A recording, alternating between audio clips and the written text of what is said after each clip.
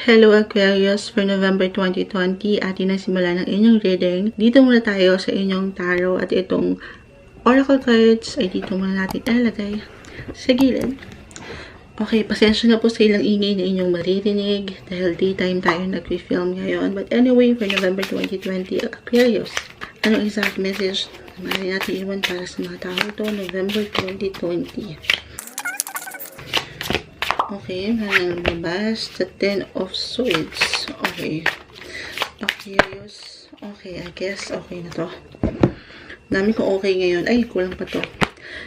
Dito nakakuha sa pinakaunahan. And Spirit is 1 with 8 of Cups. Okay, Aquarius. Nitong mga nakalipas na buwan ay maring naging busy kayo in terms of your career, sa iyong trabaho o ginagawa, ano pa man ito, at maaring magpatuloy pa ito sa susunod na mga buwan. To be honest, na hindi rin naman tayo makapag-reklamo dahil trabaho yan, di ba? Mahalaga yan sa buhay. Pero ang ilan sa inyo, keep in mind po na ito ay general message, ay maaring matapos itong inyong sinimulan o isang bagay na nasimulan nyo before, yung pinagtuunan nyo ng effort sa inyong trabaho. Because with the 10 of Swords, this means endings. Maaring ito ay pagdating sa relationship or partnership, pagdating sa business or work.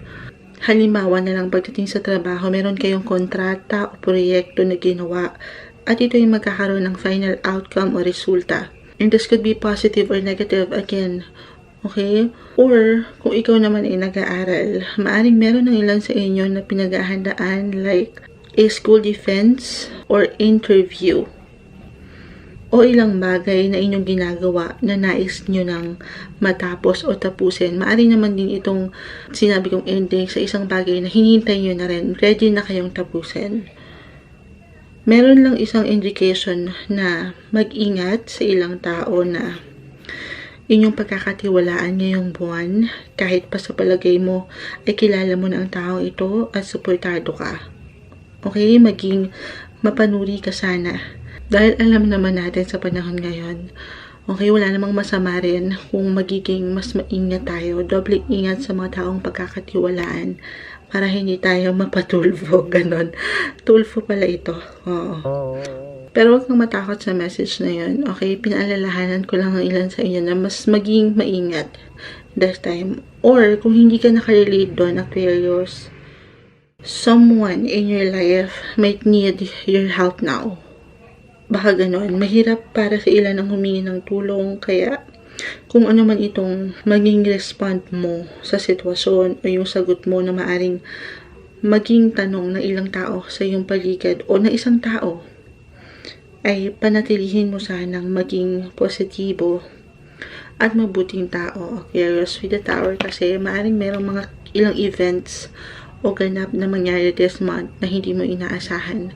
Expect the unexpected. Maaaring merong taong humingi ng tulong sa iyo or merong ilang sitwasyon na mangyari. Sana again, panatilihin mong maging positive at mabuting tao. When it comes to your money sector, some of you Aquarius ay maaring makaramdam ng ilang kabagalan dito.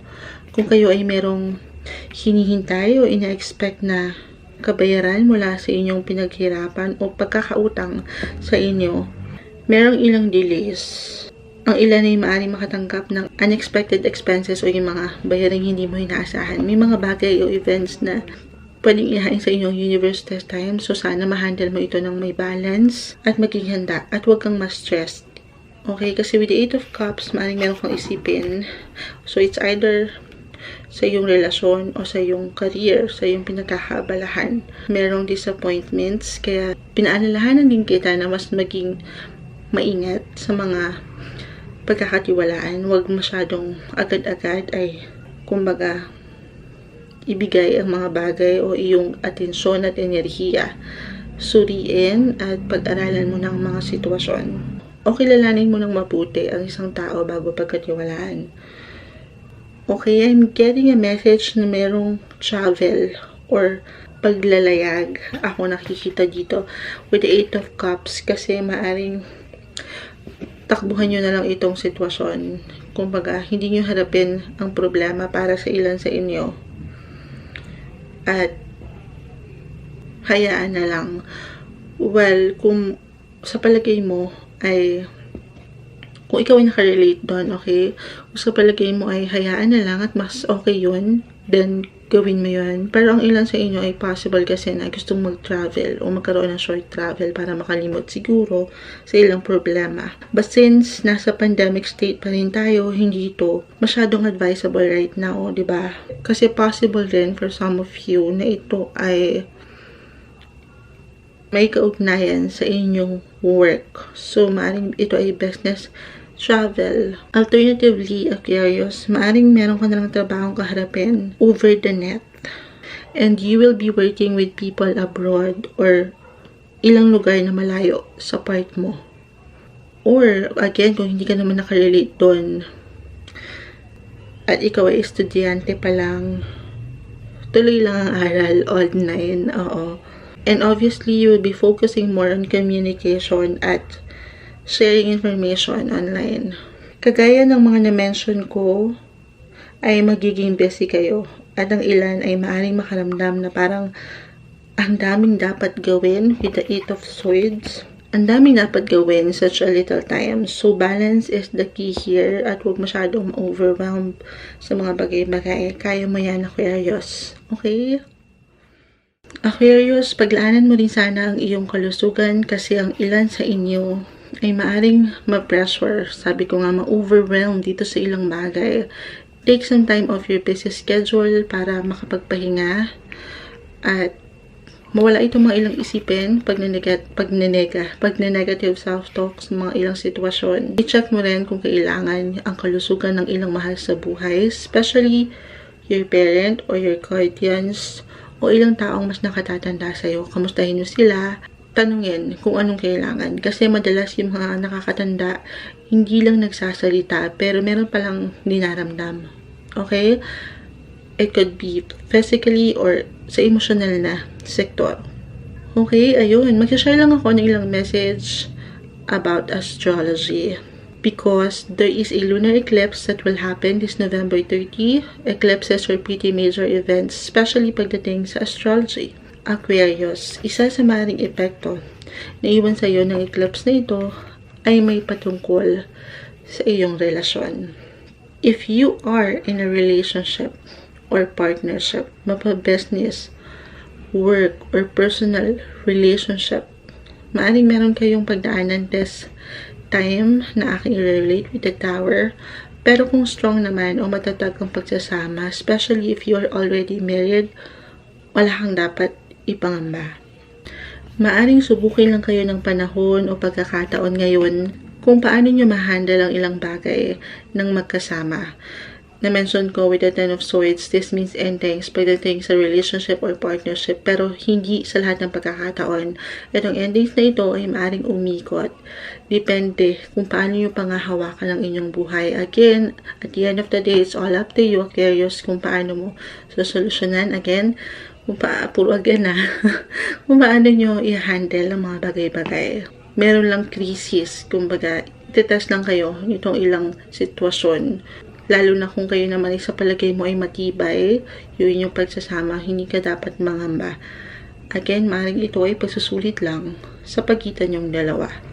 Kung hindi mag-resonate ang message na yun for you, Aquarius, again, maaaring ito ay tungkol sa anumang partnership na meron ka, business or work, or sa iyong sarili mismong ginagawa. Maaaring maninimbang ka ngayon between your work or pleasure. What I mean by pleasure ay possible na ito ay isang bagay na gusto mong gawin, simulan, o bigyan ng focus dahil nandito yung iyong creativity, yung passion mo. Kaya lang, maaaring ilan sa inyo ay pinangungunahan ng pag-negative self-talk na parang hindi ko kaya at parang hindi ito posible, kumbaga. Dahil maaaring ang ilan sa inyo ay marami ng responsibilidad o marami ng ginagawa sa buhay. At itong passion o yung gusto nyong gawin ay parang minsan hindi kayo nagkakaroon ng oras o hindi nyo mabigyan ng focus. Because at the same time, kailangan mo ring harapin yung visible na trabahong meron ka. or yung realidad ng buhay, trabaho. Aquarius, again, balance lang ang kailangan mo dito. Iwasang mag-pressure. With the 8 of Swords and 8 of Cups, huwag masyadong laliman yung stress na minsan mahirap, diba? Pag na-stress tayo. But either way, Aquarius, work or for pleasure, ano pa man ito, ay possible na meron kayong bagong sisimulan at patuloy na ifo-focus ng inyong atensyon o ng inyong extra attention ngayong buwan. Okay, so yun, hindi ko na yung palalawakin pa para sa'yo. Kuha tayo ng pinaka-exact message na maiiwan sa inyo ng Oracle cards na Moonology. Kuha lang tayo ng pinaka-exact message. Anong exact message na maiiwan natin para sa mga Aquarius? Okay, lumabas siya agad. The answers you need are coming. Okay, so hindi ko na yun habaan pa. Kung ang ilan sa inyo ay merong ilang katanungan, halimbawa na lang kasi na-mention ko na parang mag-weigh-in yung ilang responsibilities between work or for pleasure. Pleasure, maaaring ito ay doon sa inyong passion, sa inyong gustong gawin talaga sa life. Pero hindi kayo nabibigyan ng pagkakataon dahil busy sa visible na trabaho. Kung ang ilan sa inyo ay merong katanungan na yes or no, possible that the answers you need are coming. Ano pa man ito na inyong gustong malaman or maaring malaman sa sarili.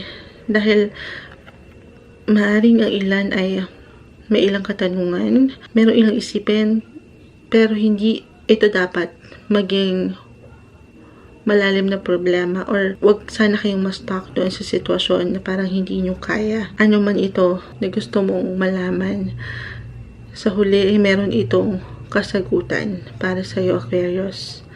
Okay, so yun, hindi ko na yung papalawakin pa para sa iyo.